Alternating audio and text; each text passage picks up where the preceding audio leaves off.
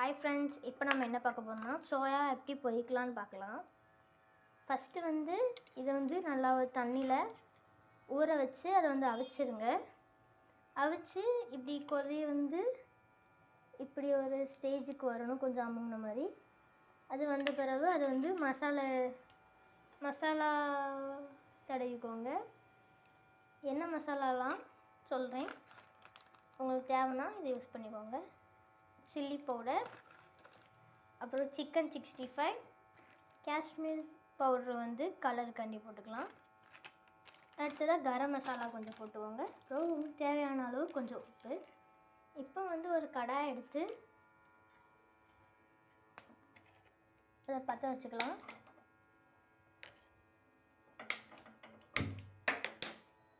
அதில் எண்ணெய் ஊற்றிக்கலாம்.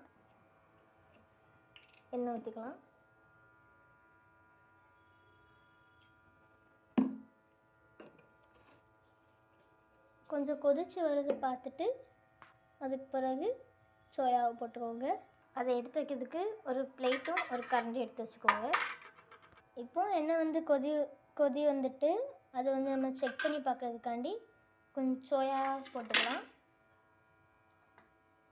ஒரு சோயா போட்டு செக் பண்ணிக்கோங்க. நல்லா பொரியுது. அதனால் அவ்வளோ கொஞ்சம் சோயாவை போட்டுக்கலாம்.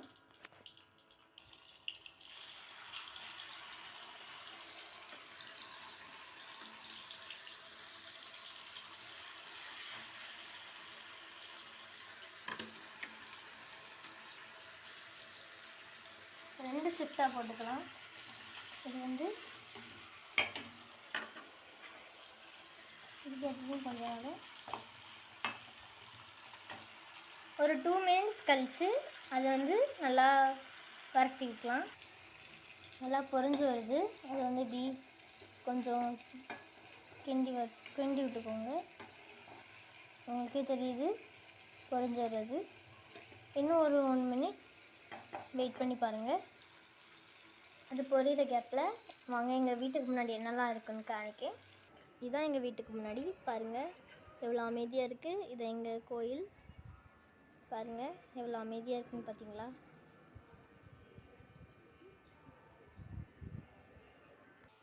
நெக்ஸ்ட் வீடியோவில் நான் சிக்கன் எப்படி நல்லா பொரிய பாருங்கள். இப்போ நம்ம இறக்க ஸ்டேஜுக்கு வந்தாச்சு.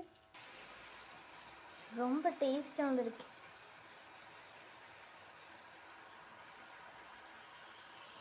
சூப்பராக இருக்குது.